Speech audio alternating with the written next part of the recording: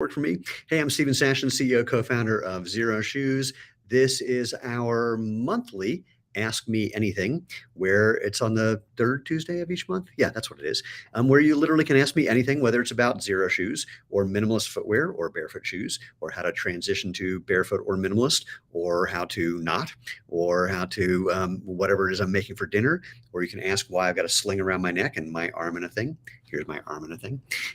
Or things that are coming out, or things that you would like to have come out, or whatever you have. I'm here for your questions. And so I've got to rearrange things on my computer. There we go.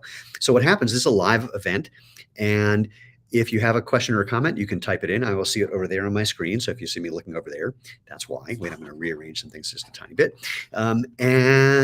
Like for here, Car says, hello, and I'm saying hello back, proving this is live. It's kind of like when fitness people, when they're doing a fitness challenge and they have to show a newspaper to prove what day it is. So I'm only going to be here for as long as you have questions or comments or whatever, and we'll have that conversation. Then I'll let you go off and have a wonderful evening or whatever else it is you're going to do. Could be nighttime, could be morning, depending on where you are. But suffice to say, here for you. Conrad, when's the Speed Force 2? Well, that's a great question because we have a number of new products that are coming out.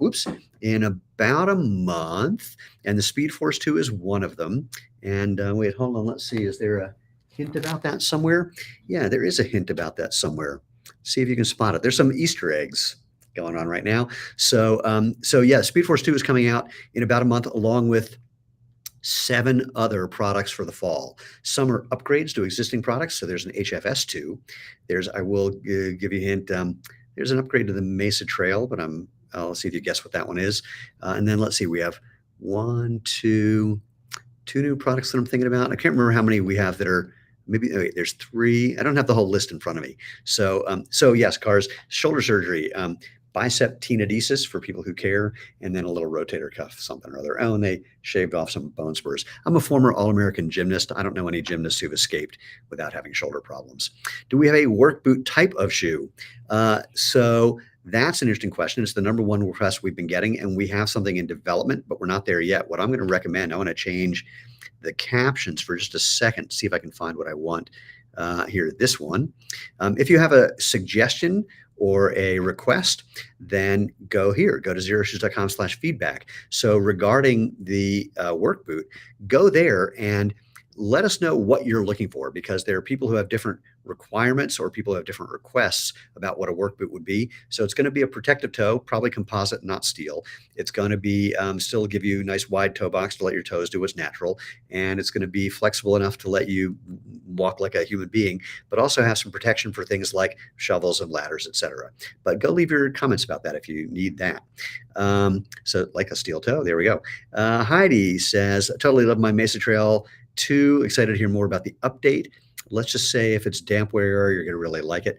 Bilal says, when running downhill on technical terrain, should we also be forefoot striking? Well, it's not a question. Let me say this about, so first of all, I love that there's questions about running form or walking form. So it's not a question of where you land on your foot as much as where your foot is landing in relation to your body. So you want your foot to be landing underneath you no matter what you're doing, because that's going to be the most stable thing. It's going to be the thing that lets you use your muscles, ligaments, and tendons the best. So I'll give you an example. When I'm walking downhill, like a steep downhill, when I'm walking my dog every morning, I experiment with doing 2 things. I experiment with rolling over my heel, but having it underneath me, or I experiment with having my foot land sort of midfoot or forefoot, but also underneath my body. And I play with what the difference is on those 2 things. So that's the most important thing, is getting your feet underneath you more than anything else. I love that there's a bunch of questions coming in, so thanks. Jeff says, got mine a month ago and loving them. I'm training for a 100-miler. Which shoe do I suggest I wear during it? I suggest you use a car. 100 miles is a long way to go, but that's coming from a sprinter, so what do I know? We have people who've done 100 miles and more in pretty much everything we make. We've had people do it in our Genesis sandal, just 4 millimeters of rubber strapped to your foot. We've had people do that in our trail shoes. Depends on the surface you're on, whether you need something grippy for a trail or something more road friendly. We've had people do it in our, come on, I can do it, our Z Trail sandal, which is just like a, gives you a little extra protection.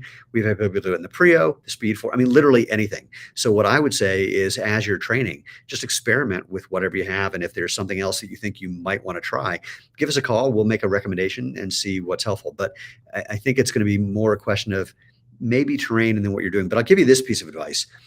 For a 100-miler, you just got to get to the end. And so I know some people who started out in Xero shoes and at a certain point switch to whatever they need just to make it to the end. So don't let your ideas about what you need to do get in the way of what you really need to do, is the best thing I can say. All right. Hope that's helpful. Pete says, will we make a brown, blue, or gray leather shoe? We have a brown leather shoe. This is the Glen. And what are the other colors you asked for? Blue, gray. Go to xeroshoes.com/feedback. Give us a suggestion for what style of shoe you're talking about, because just saying leather doesn't tell me what we would need, our production team would need to know. And then if you can point to some links with photos of the kind of brown you're looking for, or the kind of blue you're looking for, etc., that would be super, super helpful. People came up. Wait, I got to scroll through here. I missed a couple things. Let's see. Wait. Bilal says, what's your view on the Neboso Neuro Ball and the Slack Block accessories? We have them on our website because we believe in them. So that's the best thing I can say. We don't put anything for sale on our site that we haven't experienced and can stand behind, pun intended. So big fan of the Slack Block for balance and strength training, because when you're balancing on the Slack Block, the part of you that gets tired, that's the part of you that needs to get stronger. And then the balancing part is great as well. So I'm a big fan of that.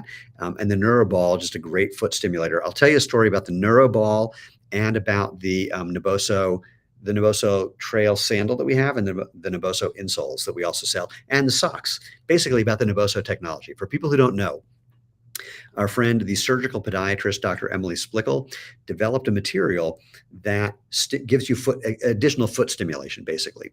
There's some research that shows this could be helpful for things like diabetic neuropathy, but suffice it to say, when Emily first told me about these, she was going to send me the insoles, and I was ready to call her back and kind of pat her on the head and go, thanks, sweetheart, but I've tried all these different, foot stimulating things and they don't do anything for me.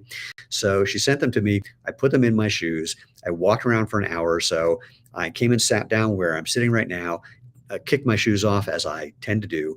And about an hour later, I got up to go to the bathroom or do something, and my feet were like gripping the ground and my calves were like really, really active. I felt like I was just pre-potentiating everything, and I was stunned. So that's why we promote those products, and we're big fans of those. So that's my answer. Do I have any specific recommendation accessories for foot strengthening and balance? Those. For strengthening, the best thing you can do is just use your feet. If you search online, you know what? I'm going to point you somewhere. Go to footweartruth.com/RIRP, Running Injury Reduction Program. Footweartruth.com/RIRP. I would put that in and type it for you, but can't type very well right now. So, and you will find an ebook that has a foot strengthening exercise program. Now, here's the kick about that. The best thing you can do for strengthening your feet is use them, walk, run, etc. But if you want to do some extra exercises, that's a really good thing. And the Slack Block's really helpful as well. Okay. John is saying to Jeff, depends on the race. Z-Trail is my go-to for long runs. Particular, how can one have a forward movement in their foot if they land underneath them? Oh, it's easy, because when you land, so think about ice skating. Okay. If you've ever ice skated, if you land with your foot in front of you, what happens? You fall on your butt. How do you move forward in an ice skate? When you get your foot underneath you, you drive it backward. That's how you move forward, is by driving the planted foot backward. Then you keep your other leg, you don't need to swing it forward. You just let it keep you from falling on your face, and then you drive it backwards. Funny story. I was listening to a podcast. It was an episode of This American Life with David Sedaris, who, if you don't know, is a very, very funny writer. And he moved to Paris a while ago. And he commented on how his Parisian friends have said to him, you walk like an American. And he said, what does that mean? And they said, you throw your legs in front of you. And that's how we walk for some reason. So instead of throwing your legs in front of you and trying to catapult over your leg, you land with your foot as underneath you as you can, and it drives you forward. So that's how you do it. Casey, I would love to see some improvements on the Aqua Sandal. I really struggle with how flimsy they are. The resistance of any water causes them to fold against themselves despite tensioning techniques. That's just the nature of a three-point sandal. There, if you're going to make something that can't do that, then it would be super, super stiff and you wouldn't want to wear it. So that's why we make other shoes like the Z Trail and the Z Trek. But or you can do it, take our DIY kit and come up with other lacing styles that you can do that. But for a three-point sandal, that's just what it does, unless you get into something really, really thick where you can't feel the ground or can't move naturally. But if you have some ideas, we're all ears. So, but that's one of those things. John, I switched to closed toe at night to protect my toes. Last 100 was 70 the Z Trek and 30 the Mesa Trail. Yeah, another good bit of info on running a super long race. Casey, Lee, love everything else though. Been advocates and been recommending them to patients for 6+ years. Thank you. I much appreciate that. But again, the way around that is simply that, the good news is once they kind of flip under, if you're not still underwater, once you step out, they do flip back. This is a thing I don't have, hold on, I do. I like it when people have said to me, hey, these sandals flip over. And I go, no, they don't. What happens though, is if you drag your toes and catch your toe, this is very hard for me to do anything, then you can make that happen. But then they flip right back typically. But in the Aqua Cloud, I totally get it. Yeah, again, with a 3-point sandal, if the only way to do anything about that is to make this thicker, which becomes problematic. But maybe, I don't know, maybe we could explore making that sandal a tiny bit thicker. I don't know. I'll leave that as a suggestion here for xeroshoes.com/feedback. That'd be really helpful. Okay, what else do I have here? Do we have links to suggest sharing with others the benefits of barefoot shoes? There's a ton of videos, both on our website and our YouTube channel, and on Facebook as well, including just doing something like this. I have my podcast, The Movement Movement, at www.jointhemovementmovement.com. I wonder if I have a caption that says that. Checking to see if I do. I don't think I do right now. And again, can't type very easily right now. So that would be a good place. And if you look in the Learn More section on our website, you're going to find some things that you could use to point people to. What else do we have here? Casey, I'm wearing the Nebosos in the Neboso insoles in the Prio right now. They're a little narrow compared to the shoes though. That's surprising because I thought they were made to be trimmed to fit. So, good to know. Drop us a line and we'll pass that on to the people who make that. We'll see what happens. Bilal, do you think if I climb 2 to 3 times a week for 2 hours each session in tight climbing shoes, will that have a detrimental impact on the improvements I've made in terms of foot alignment from Xero Shoes? No, is the best thing I can say. So, I'll tell you a funny story. Emily Splickle from Neboso sold a course that I think she called Catwalk Confidential. Don't hold me to it. And the idea was how to walk in high heels. But the punchline, it was really just a foot exercise program so that when your feet have gotten strong enough, you can handle being in heels for a little bit of time. I would say it's the same idea for climbing shoes. Kathy, I have several pairs of Xero shoes for walking, hiking, running. I just bought the Sunrise for my long flights to and from New Zealand and Australia. I am jealous that you have long flights to New Zealand and Australia, 2 places that I haven't yet been to that I really want to go to. But wonderful to hear. Casey, I would actually love some mountain biking shoes, like a combination of the Prio and the Mesa Trail, sticky rubber, somewhat stiff outsole, durable against abrasion. Well, everything we make is durable against abrasion more than most things. But that's an interesting thing. We've been having conversations about mountain bike shoes. I'm assuming you're thinking about something flat, not an SPD clip or anything like that. Go to xeroshoes.com/feedback and give us the requirements that you're looking for. It's a very tricky thing because natural movement is really important to us. And ironically, I'll tell you this story. We have some professional cyclists who are wearing our shoes, and not when they're riding because they're clipped in, but they were clipped in for a training ride. Got to a coffee shop in North Boulder, which, by the way, if you want to make $1 million, just show up there with a crane and grab the bike rack on a Sunday morning. A lot of expensive bikes. And these pro cyclers, they put their Prio on to ride home and called us and said, we're putting up more watts wearing the Prio than when we're clipped in. And I said, my argument for why that's happening is that when you have a super stiff cycling shoe, your foot just becomes a dumb thing at the end of your ankle, and it's not actually engaging and sending information to your brain about using your legs, about basically getting what there's a runner named Darian Barr who calls it impulse, where you're just not getting that impulse that's sending nervous, what's the word I'm looking for? Come on, I can do it. Nerve signals. I can't find what I'm looking for. They actually really go up to your spinal cord and come back down. It's basically like a reflex arc to say, oh, we got to tighten these things up. Because when you let your foot get tight naturally, then that sends a signal into your ankle, your knee, et cetera, et cetera.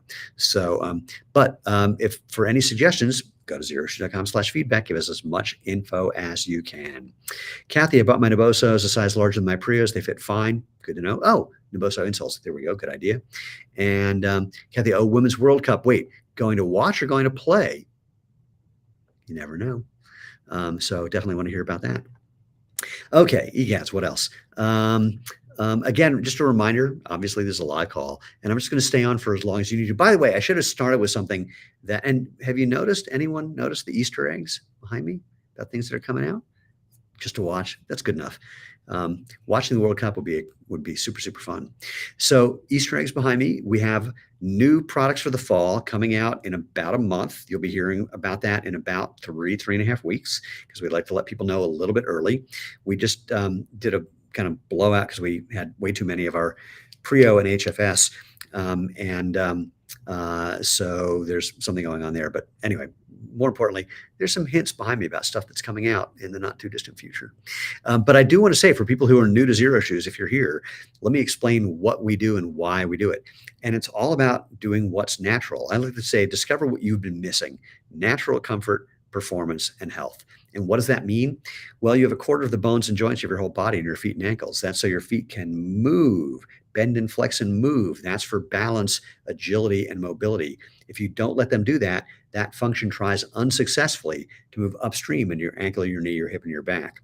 Similarly, you have more nerve endings in the soles of your feet than anywhere but your fingertips and your lips. Why? So your brain knows what you're stepping on or stepping in, so it knows how to control your body to move effectively, efficiently, and enjoyably, starting by moving your feet. Sometimes just little micro movements. If you're just standing, little micro movements are all that's necessary. But if you have a shoe that doesn't let you do that because the sole is so thick you can't feel anything, or so stiff you can't move, or like many traditional shoes squeeze your toes together with a pointy toe box that is not the shape of your foot, all those things get in the way. So what we do, our job is to let your feet do their job so the rest of your body can do its job. So we make shoes with a wider foot-shaped toe box. This is hard to do with one hand. Low to the ground for balance and agility. We don't elevate your heel. That messes with your posture. We don't have a thing called toe spring, which permanently, I can't do this. I can't show that this bends down. Hold on, here we go. Toe spring means that can't happen. So basically, if your toes can't get flat, that's problematic. If they're constantly pulled towards your knees, that's not good. Let me see if I can do this. We make our this is not okay. I can do better than this, but we make our shoes to be really flexible, to let your feet bend and flex and move the way they're supposed to. The soles are designed to give you traction and protection, but also that ground feeling that you need to let your brain know what you're stepping on or in to help you move better. And most traditional like athletic shoes, they say replace them every 200 to 500 miles because the soles are wearing out. We make our soles with a different material and a different philosophy, and so we back our soles with a 5,000 mile sole warranty. And Xero shoes are typically so lightweight compared to what you've been wearing. We have literally had people say they went to bed still wearing them because they forgot they had them on. So that's what we do. Okay, a bunch of things came in. Let me just see what I can say. Casey, I only say more stiff to not have my pins from my flats pushing through. I'm not sure what that was about. Pins from your flats. I don't. Got it. It all makes sense to me. So there's another way of doing that without being stiff, by the way, but that's a whole other thing. But again, leave that at xeroshoes.com/feedback because that's where our product team lives. And by the way, we have 2 very accomplished mountain bikers on the product team, so they're going to want to hear that. Slim Jim. Okay, that's little blurry to see on my end. What's a little blurry to see? I don't know what was blurry. I can't tell. Oh, like the stuff in the background? Okay. Do we offer expedited delivery? We do. You just have to pay for it and we'll ship it however you want. So there's that. Tanya says, hey, I love the whole barefoot concept. I've been mostly barefoot in barefoot shoes for 2.5 weeks, but my ankles are killing me. Suggestions? Yeah, do less. So think about it like going to the gym where you haven't been to the gym for a while. You wouldn't just go do 8 hours of bicep curls. You would do a set. You'd see how you feel in the next couple of days. If you're sore, you wait till you're not sore. You do that set again until you can do that without being sore. Then you add a rep or a little weight or another set, depending on how good you feel. So back it up a little bit. It sounds like there's two things that happen when you switch to basically natural movement. One is you do get stronger by using your body. Research shows that just by walking in a pair of minimalist shoes, you build foot strength as much as doing a foot strengthening exercise program. Takes a little time though, 8 to 12 or maybe 16 weeks, not very long, frankly. But you also start learning to move in a way that's more relaxed and not putting as much demands on your muscles, ligaments, and tendons. So that's the key thing, really. Don't think that strength is going to be the solution. It's a combination of relaxing more and getting your feet underneath you, for example, which is putting you in a stronger position without having to be stronger. And so that combination of relaxing and paying attention will go a long way. And the strengthening does happen over time as well. Hope that will do it. Bilal, will running, hiking, and barefoot shoes solve my overpronation issue? Overpronation is not a thing. There's hyperpronation that happens if you're in a shoe that's stiff and makes you land on the outside and forces your foot to do this. But pronation is not proven to be a problem. There's literally zero research that shows that pronation causes problems. And one of the things that can help with pronation, there's two things. One is just having stronger feet, and that can help a little bit. Again, not really an issue. But the other is, if you're running, for example, and you're landing on your midfoot or forefoot, it's basically impossible to pronate because you're landing in a place that puts things in a strong position. And by the time your heel would come down to the ground, you're already taking off again. You just don't have time for pronation to even happen, really. I mean, a little bit, because pronation is part of the natural spring-like mechanism of your lower body. If you watch, there's a lot of professional marathoners who the amount of pronation they have would shock you. And it's not a problem because it's not a problem. So here's the way. All right, I'm going to dive into this for the fun of it. So when shoes started looking like this, when they made a shoe with an elevated heel with a wedge in it, what happened is people ended up landing on their heel because the heel was getting in the way of their natural walking that would have them land more flat-footed or midfoot or forefoot. Your heel is a ball. It's unstable. It makes this happen. And so people would be landing on a ball, and by the time their foot came down flat, when it's too late to get strong, they'd be pronating or supinating, usually pronating. And so the shoe companies made up the story that pronation is your problem, and you need to fix it with arch support or having motion control shoes, which do not control motion. So it was a problem created by the design of the shoe and then made up as like, oh, you have a problem that needs to be fixed with orthotics or insoles or arch support or pronation controlling shoes, which again, don't really address that. We have seen in the lab people who have significant pronation in a normal shoe. Just once they get out of that shoe, can change significantly. Doesn't always, not for everybody, but we've seen this in the lab often. And again, I'll do it this way. There's a footwear researcher named, I'm really horrible with names these days. Oh, man, it's going to come to me. Anyway, can't find it. The last name starts with an S. I'm just waiting for it. It's making me crazy. Anyway, he was Mr. Anti-Pronation for a long time. Now he is Mr. I don't care about pronation. And if you ask him what changed, he would say the research. Just there's no correlation, no causal connection between pronation and other problems. It's marketing. Do with that what you will. Okay. Henry, do you have Canadian distributors to sell your shoes where I can avoid the crazy duties and fees? We have a few Canadian resellers, just a couple. We don't have a distributor yet. And we had one who didn't really do much for us. So we're looking for a new one right now for that exact reason. So I don't have a great answer, but do look on our store locator for any of this. There's a couple stores that maybe they can be helpful. Viren G. Hey, Stephen, just received the HFS from the recent sale. Thank you. Now I have 4. Can I please start a Canadian distribution warehouse so we don't have to pay the import duties? Look, I got to tell you something funny. This is an internet problem. And what I mean is pre-internet, when I started like my first software company, no one which was back in 1992, no one expected that you were an international company the moment you started your business. They knew that it takes time to become an international brand. Thanks to the magic of the internet, people think that, oh, you're just selling, you should be international. And that ain't the way it works. And so finding a good distribution partner is challenging. And we're looking for one. We have a few leads. We're having some conversations, but this is not, humans have a problem. We all do this. We think that if we can think it and it seems easy in our head, it must be easy in real life.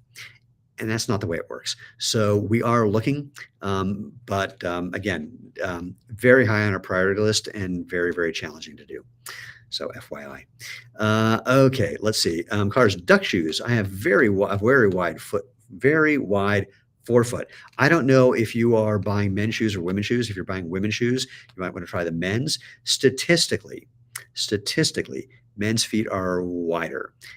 Women's feet typically a little more narrow on the forefoot, a little narrower heel, a little more volume too, higher instep statistically. So that's why we make them differently. And so you can see if that's helpful. But otherwise, what to do for that is take a picture of your foot next to like one of our shoes and next to a ruler. So we can see what the measurements are and we can extrapolate from that. And then we can see, here's the other issue with feet and foot shape. They're on a continuum. There are people with really, really narrow feet, people with really, really wide feet, people with really low volume feet, people with really high volume feet. And they're not, just because your foot is wide doesn't mean it's high volume, FYI. So we try to make things that fit as many people as possible, but it's literally not possible to make something that works for everybody. If we make something that works for people with exceptionally wide feet, people with exceptionally narrow feet can't wear our shoes and vice versa. So the designs that we have, we know statistically, and we know because there's been research that we fit a much wider collection, a selection of humans than almost any other brand. But again, we're always looking to make things better. So send us picture next to a shoe, next to a ruler, and send it here, xeroshoes.com/feedback. That'll be really, really helpful. Tanya says, great, thanks for the suggestion. Don't even know what I said, because literally once I ask a question, it is answer questions out of my head. Henry, I need a new workbook. Should I wait till you release yours, or is that too far in the future? Workbook? Did you mean work boot? If you meant work boot, then I can't give you an answer because I don't know when ours is coming out. It's a bit of a skunkworks project. We have what I mean is we have certain products that we want to release during certain seasons, but that one, as soon as it's done, it's going to be done. We're working on it, but I don't have an ETA yet. We're not that, we're pretty far down the line, but here's what I can tell you about making shoes. It takes as long as it takes, no more, no less. And anyone who predicts, especially on something new and very, very cutting edge like this, if I told you when, I guarantee it wouldn't happen then. So I can't give you a good answer, unfortunately. So let's say it's not going to happen in the next, what month is this? This is the middle of July. It's not going to happen in the next 4 months for sure. It's the best thing I can say. Catherine just got my 6th pair. Love, heart, love. I don't do that heart thing with your hands thing. I don't know why, but I'm happy to hear it. And thank you very much. So here we are. We're half an hour in. And again, I don't want to keep you all too long because I don't know about where you are, but it's a lovely evening here in Colorado. And I'm happy to get home and take my dog for a walk. He is always happy. I have a fantasy that one day, once I'm as happy as my dog is every time when we take him for a walk, which is like 3 or 4 times a day. Boy, it's my favorite thing to go, do you want to go for a walk? And that, thing that he does and then runs the door just makes me excruciatingly happy because it makes him that happy. So, dinner is waiting and blah, blah, blah. So let me kind of, wrap it up. And if you have any last minute questions or comments, throw them in here and then I'll answer them and we'll get out of here and have the rest of our lovely summer evening. Once again, people haven't noticed there's some hints behind me about things that are coming out in about a month. So if you're not on our newsletter list, go to xeroshoes.com/newsletter, subscribe to that so you'll hear about the new products that are coming for the fall as soon as we announce them. There are some very, very spectacularly special products that you're going to love. And that's That part, I got the hiccups. My apologies. Don't know how that happened. What else is like big news around here? Oh, like I mentioned before, footweartruth.com/RIRP for Running Injury Reduction Program. It's an ebook that I think you're going to like, whether you are a runner or not, and pass it on, share it with your friends. My podcast, The Movement, you can search for that wherever you find podcasts or go to www.jointhemovementmovement.com. And there's nothing to do to join. There's no secret handshake or money or song you have to sing every day. Just that's the domain I got. And uh, we interview a lot of interesting people who talk about a lot of interesting things. There's, I think, over 200 podcasts that we've done. And so go hunting for the previous ones, find out ways you can participate in that in some way. So Norman, really quick, I accidentally got into minimalist shoes when my wife took home a weird looking Vivo barefoot shoe. Now I got myself a Prio all day SR as my daily shoe, loving barefoot running now too. Happy to hear it, man. Kathy says, thank you so much. I learned something for you on every podcast here and here on these AMAs. My pleasure. Kara says, got men's shoes. My white feet blows out, it seems. Again, send us that info. We'll see what we can do. And of course, the sandals are more forgiving because they're two-dimensional instead of three-dimensional, like a foot. And some shoes stretch, like canvas shoes stretch, leather shoes stretch more than other types of materials. So maybe there's something there that could be useful. Okay, let's wrap it up. As I say at the end of every one of these, first of all, thank you for being here. I'm sure you can tell I enjoy doing this as well. It's a pleasure. Elaine, do I have any similar experience about thickening the bottom of your feet during barefoot shoes, especially sandals? I'll say this, it's predominantly bullshit.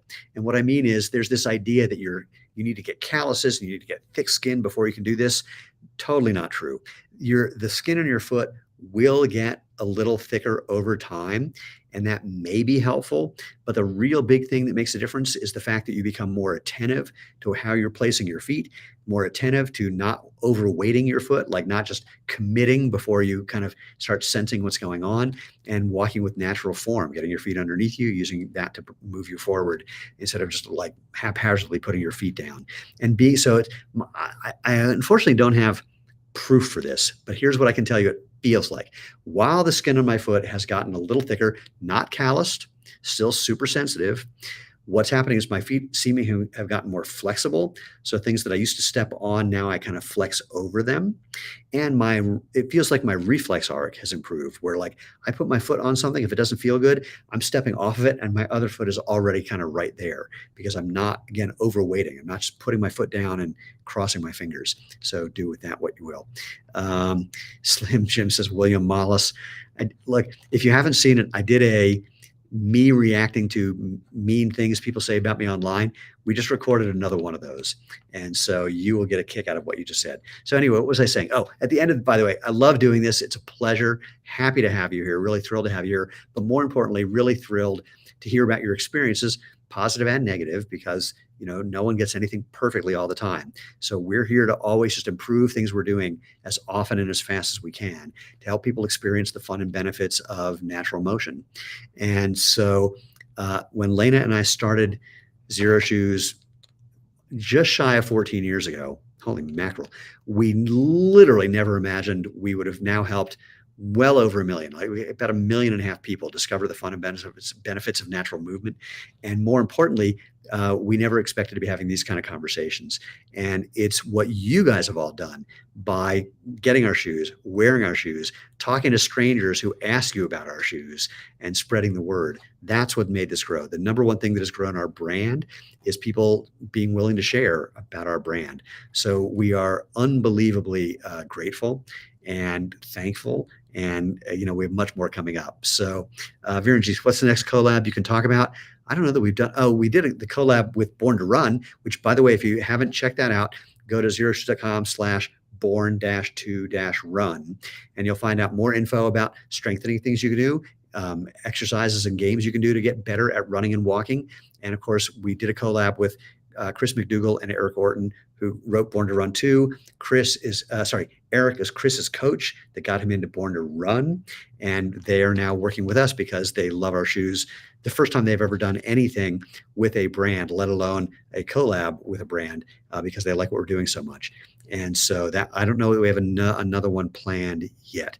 Elaine, I agree about feeling better. Bottom feet are sensitive, but becoming thicker as well. Nothing bad about that. Just my observation. Again, it's the way I responded. My apologies is simply because there's a lot of mythology about the whole barefoot thing, and one is you need to have thick, callous skin, and that's the thing that's really helpful. And so, pardon me if I misread that. NBA. Yeah, I can't say a lot about that other than that we just came back from working with two NBA teams. We're going out to work with a third in a couple of weeks, and we got approached by a fourth. Yeah, there's some interesting things going on there. Let's just leave it at that. And oh yeah, work boot again. I hopefully answered that. Cars, thank you. I appreciate the time. My pleasure. Virgie, have a good evening. That's the thing to say to all of you. So I'm going to call it an evening. It's been a total treat. So most importantly, no matter what you do, whether you're running, walking, hiking, working out, just hanging out with friends, just go out, have fun, and live life feet first. All right.